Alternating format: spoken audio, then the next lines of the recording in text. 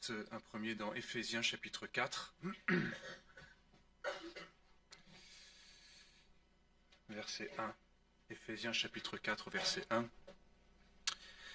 Je vous exhorte donc, moi, le prisonnier dans le Seigneur, à marcher d'une manière digne de la vocation qui vous a été adressée, en toute humilité et douceur, avec patience, vous supportant les uns les autres avec amour, vous efforçant de conserver l'unité de l'esprit par le lien de la paix. Il y a un seul corps et un seul esprit, comme aussi vous avez été appelés à une seule espérance par votre vocation. Il y a un seul Seigneur, une seule foi, un seul baptême, un seul Dieu et Père de tous, qui est au-dessus de tous, et parmi tous et en tous. Mais à chacun de nous, la grâce a été donnée selon la mesure du don de Christ. C'est pourquoi il est écrit, étant monté dans les hauteurs, il a emmené des captifs, il a fait des dons aux hommes. Or, que signifie il est monté, sinon qu'il est aussi descendu dans les régions inférieures de la terre? Celui qui est descendu, c'est le même qui est monté au-dessus de tous les cieux, afin de remplir toutes choses. Et il a donné les uns comme apôtres, les autres comme prophètes, les autres comme évangélistes, les autres comme pasteurs et docteurs, pour le perfectionnement des saints, en vue de l'œuvre du ministère et de l'édification du corps de Christ, jusqu'à ce que nous soyons tous parvenus à l'unité de la foi et de la connaissance du Fils de Dieu, à l'état d'homme fait, à la mesure de la stature parfaite de Christ. Ainsi nous ne serons plus des enfants flottants et emportés à tout vent de doctrine par la tromperie des hommes, par leurs ruses, dans les moyens de séduction, mais en professant la vérité dans l'amour, nous croîtrons à tous égards, en celui qui est le chef, Christ. C'est de lui, et grâce à tous les liens de son assistance, que tout le corps, bien coordonné et formant un solide assemblage, tire son accroissement selon la force qui convient à chacune de ses parties et s'édifie lui-même dans l'amour. Et je souligne ces versets. À chacun de nous, la grâce a été donnée selon la mesure du don de Christ, en vue du perfectionnement des saints, de l'œuvre du ministère et de l'édification du corps de Christ. Et c'est de lui, grâce à tous les liens de son assistance, que tout le corps bien coordonné, formant un solide assemblage, tire son accroissement selon la force qui convient à chacune de ses parties. Et un deuxième texte, court texte dans 1 Pierre, où il est dit, au chapitre 4, verset 7, « La fin de toute chose est proche, soyez donc sages et sobres pour vaquer à la prière. Avant tout, ayez les uns pour les autres un ardent amour, car l'amour couvre une multitude de péchés. Exercez l'hospitalité les uns envers les autres sans murmure, comme de bons dispensateurs des diverses grâces de Dieu, que chacun de vous met au service des autres le don qu'il a reçu. Si quelqu'un parle, que ce soit comme annonçant les oracles de Dieu, si quelqu'un remplit un ministère, qu'il le remplisse selon la force que Dieu communique, afin qu'en toute chose, Dieu soit glorifié par Jésus-Christ, à qui appartiennent la gloire et la puissance au siècle des siècles. Amen. »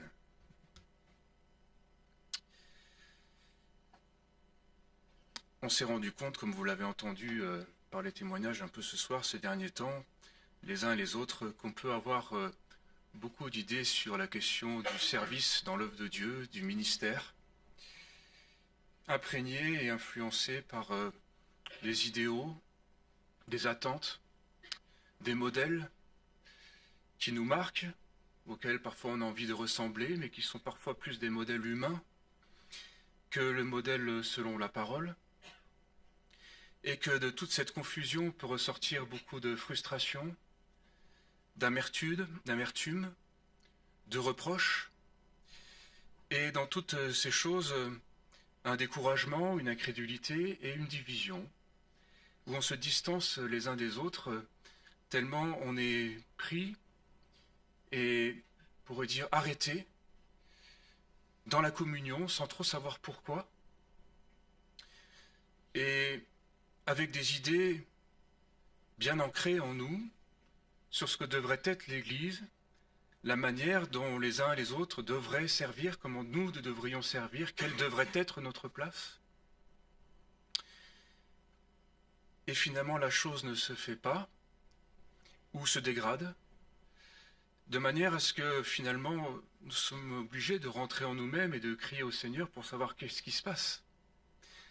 Parce que c'est vrai que chacun d'entre nous avons été appelés au salut, à connaître le Seigneur, mais aussi appelés à servir. Chacun de nous, qui sommes enfants de Dieu, sommes appelés à servir. On est convertis pour servir le Dieu vivant et vrai. Mais dans le mot servir, on peut mettre beaucoup de choses. Et il peut y avoir beaucoup d'idées qui se mélangent, beaucoup d'aspirations. Et on se focalise sur le rôle, le ministère, la place, les comparaisons, les frustrations. Et au point de perdre de vue ce pourquoi on est donné. Parce que si Dieu nous a rachetés, c'est pour le servir et c'est pour nous donner à l'Église. Il a fait des dons aux hommes, il a donné, oui, des ministères, et il a donné à chacun d'entre nous une mesure de grâce, qui n'est pas la même pour tous, mais tous avons reçu une grâce particulière et un don pour le mettre au service de l'Église dans un but précis. C'est le perfectionnement des saints et l'édification du corps, l'unité du corps de Christ. Et chacun pour sa part est appelé à y contribuer. Et c'est vrai qu'on s'est rendu compte ces derniers temps qu'en étant les yeux fixés sur ce qu'on fait ou sur ce qu'on ne fait pas, sur la qualité de notre service ou sur les défaillances des uns et des autres, sur le manque de reconnaissance parfois et qui nous met dans un certain découragement, comme on en a entendu, eh bien on perd de vue ce pourquoi on est appelé à servir.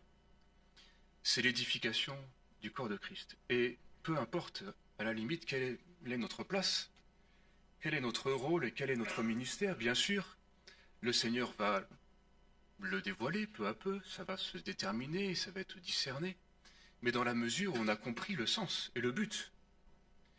Et si on s'y consacre de tout cœur, et qu'on comprend cet objectif, on pourrait dire primordial, c'est qu'on est donné à l'Église en vue de son édification et de l'unité du corps de Christ. Et peu importe ce que l'on y fait, pourvu que l'on serve à l'édification. Et j'ai pensé à cela, puisque un de mes amis a été arrêté de manière radicale dans sa vie, et en était arrivé au point où il avait l'impossibilité de servir à quoi que ce soit pour ses frères. Et il se posait la question, vu la difficulté qu'il éprouvait devant ce constat, mais est-ce que j'ai pas cherché un rôle, une place, et ça le troublait. Et j'ai eu cette pensée, mais occupe-toi plutôt, dans ta situation, d'être une source d'édification pour les autres.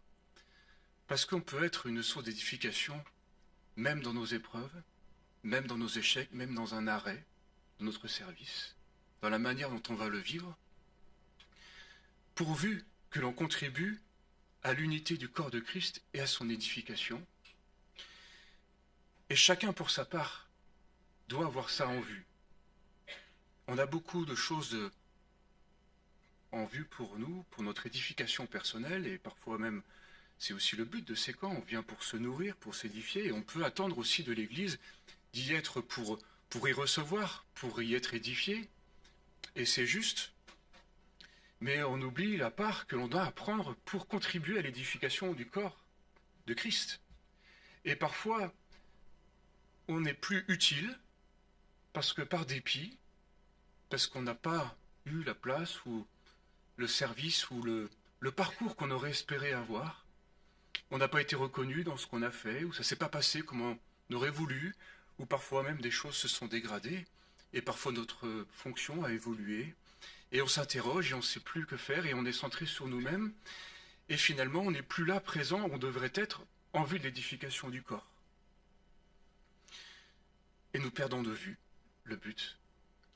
Et je trouve que ce qui est beau dans ce qu'on vit lors de ces camps, malgré tout, c'est qu'on ressort souvent, j'espère que c'est le cas pour ce qu'on a vécu cette semaine, avec un sentiment d'avoir été édifié, renouvelé, et on ne sait pas toujours dire d'où on vient la source, parce que c'est tout un ensemble de choses, par ceux qui ont prêché. Il y a des voix diverses, des ministères divers qui sont donnés à l'Église, et je pense qu'on a pu en bénéficier encore pendant cette semaine, par les cantiques, par les témoignages, et par le partage fraternel, parfois une conversation avec l'un ou l'autre, mais toutes ces choses contribuent à ce que le corps, on pourrait dire, se solidifie, que les membres s'attachent les uns aux autres de manière solide, que forment un solide assemblage, pour que le corps croisse, que la vie coule, dans la mesure où chacun accepte non seulement de recevoir et d'attendre d'être édifié, mais dans la mesure où il cherche à être une source d'édification pour l'autre, peu importe ce qu'il fait, pour dire peu importe la force qu'il a, peu importe ses découragements.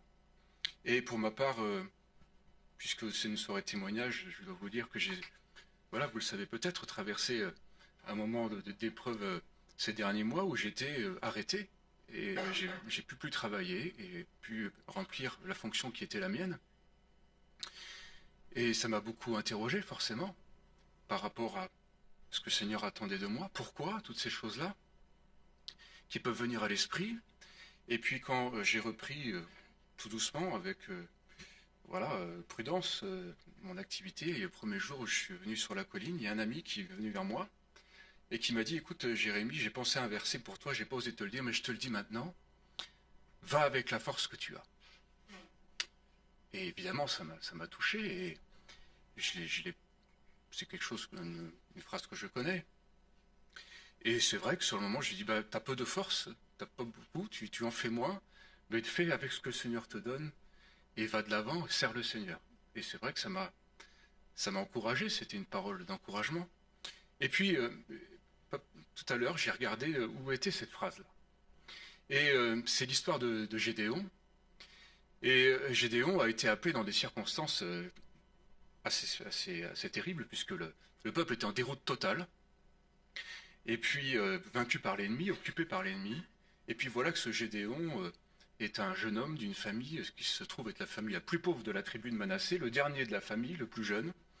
Il est en train de moudre du blé pour le mettre en provision, pour le cacher, pour pas que l'ennemi le prenne. Et puis un ange vient et lui dit: je suis avec toi, vaillant héros. On pourrait dire c'est complètement ironique dans une circonstance pareille. Et puis il dit: mais Seigneur, qu'est-ce que ça veut dire? En attendant, mon peuple en est abandonné. Et c'est là qu'il lui dit: va avec cette force que tu as. Et j'ai réalisé que c'était pas tout à fait la même chose. C'est pas va avec la force que tu as, c'est va avec cette force que tu as. Il n'avait pas de force. Il était le plus jeune, le peuple était en déroute. Et on a parfois le sentiment qu'on est acculé dans notre service à un point parfois où c'est vrai, on n'a plus de force, on n'a plus de ressources, et on peut, par dépit, se mettre à l'écart et ne plus savoir comment continuer à servir. Et finalement manquer le but parce qu'on n'est plus édifiant pour personne. Va avec cette force que tu as. Et j'ai réalisé que cette force, c'était quoi? Eh bien, c'était la parole de l'ange: je suis avec toi, vaillant héros. C'est-à-dire l'appel de Dieu et la grâce qu'il nous donne, la part de grâce qu'il nous donne, qui est contenue dans son appel, pour pouvoir le servir, et que ce miracle s'opère, qu'on soit, malgré notre état, une source d'édification et un apport pour le peuple de Dieu. Va avec cette force que tu as, parce que le Seigneur t'appelle, et que tu vas puiser dans son appel.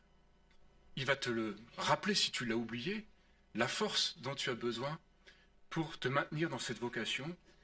Et c'est ce qui m'a marqué aussi dans ce qu'a dit aussi tout à l'heure Guillaume, qu'il était ramené malgré tout ce qu'il a vécu, et l'humiliation que ça représente sur ce verset, qui était le verset de sa vocation, parce que le Seigneur, par grâce, nous ramène sans cesse, si on l'oublie et si on s'égare, dans cette vocation de le servir, parce que nous sommes appelés pour être de ceux qui le servent, mais avec parfois un sentiment d'inutilité, avec parfois une incompréhension totale de ce que le Seigneur attend de nous, et un rôle non défini peut-être, qui ne correspond pas à ce qu'on attendait, ni au modèle qu'on a devant nous. Mais dans son appel est contenue la force d'être utile et d'être édifiant pour le corps et d'avoir notre part. Pourvu que nous restions dans la foi, dans la dépendance et dans l'acceptation d'aller, malgré tout, avec cette force qui repose sur la parole qui nous a adressée et sur cette vocation. Et dans cet esprit, nous serons confondus de voir que le Seigneur nous utilise, comme nous l'avons entendu, et on en est presque spectateurs. Et je trouve ça magnifique, ces choses qui nous arrivent ces derniers temps, comme a décrit Claire dans l'association Maritime, et même ce qui s'est passé pendant ce camp, où il y avait une vente de programmés, et finalement rien ne s'est passé comme on aurait espéré, la pluie est venue, et moi je me disais, bon ça va être un désastre cette vente, et puis voilà que j'apprends que apparemment ça a été la meilleure vente qu'on ait jamais eue.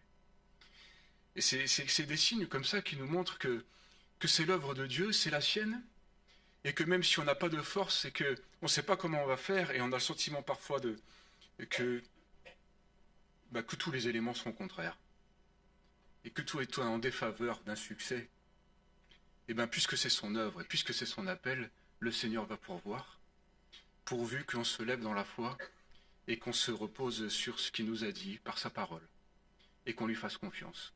Et peu importe la définition de notre rôle, de notre place, de notre fonction, de notre vocation, du regard que les autres portent dessus ou qu'on porte dessus, en relation avec des comparaisons, des modèles. Il y a des ministères, c'est vrai, mais il y a une grâce pour tous. Tous ont reçu un don, un ministère, et il va se dessiner, il va se préciser dans la mesure où on se livre pour être une source d'édification pour l'Église et pour que nous soyons gardés dans l'unité, en recherchant l'amour.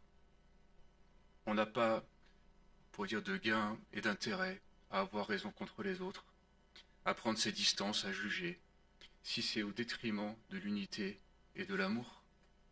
Et même si on doit parfois se parler en vérité, il le faut, parce que le Seigneur le demande, c'est toujours dans l'amour, dans l'espoir de la communion, et que ce corps soit uni, parce qu'on est abreuvé à la même source, parce qu'on a un seul Père, il y a une seule foi, il y a un seul esprit, et on y a tous part, on a tous reçu de son onction et de sa grâce, chacun pour sa part. Donc livrons-nous au Seigneur dans cette prise de conscience-là de la grâce qui a fait qu'on soit appelé à le connaître, à le servir, et qu'on soit donné à l'Église, pour qu'il n'y ait aucune résistance en nous, et qu'en toutes circonstances, on ait cette préoccupation au fond du cœur, que je sois une source d'édification pour mes frères et sœurs, quoi que je fasse ou que je sois, que le Seigneur m'utilise et qu'il fasse de moi une pierre dans l'édifice qui participe à cette réalité du corps de Christ et que tout revienne à sa gloire. Je relis juste ce verset pour terminer. Si quelqu'un remplit un ministère, qu'il le remplisse selon la force que Dieu communique, afin qu'en toute chose, Dieu soit glorifié par Jésus-Christ, à qui appartiennent la gloire et la puissance, au siècle des siècles. Je vous invite à prier.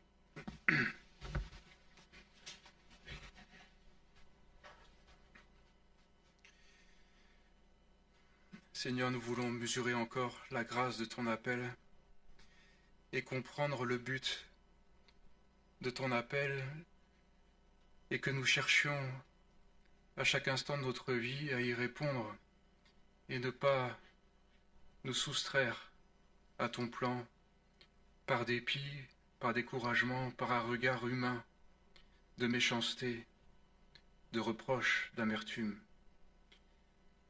Nous voulons être de ceux qui participent à l'édification du corps et au perfectionnement des saints. Et tu nous y as tous appelés, parce que nous avons tous part à l'onction, et chacun de nous a reçu une mesure de grâce.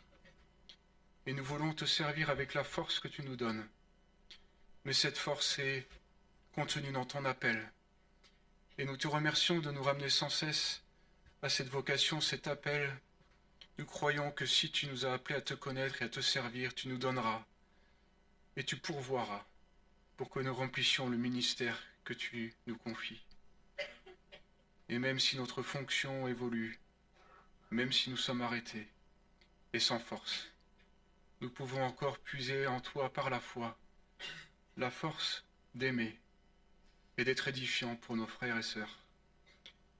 Nous te prions de faire de nous ce corps qui vit, dont les membres sont solidement attachés les uns aux autres, que ce que nous avons vécu pendant ces jours ensemble dans la communion fraternelle nous donne l'élan, le zèle renouvelé pour être à notre tour édifiant, une source de foi, d'édification pour ceux qui en ont besoin autour de nous dans l'Église. Garde-nous unis dans les liens de la paix par l'amour fraternel. Nous te demandons que tout ce qui est fait dans l'Église par nous contribue aussi, soit rendu pour le culte, pour ta gloire. Et nous célébrons encore la gloire du Seigneur Jésus. À lui soit la gloire dans l'Église. Amen.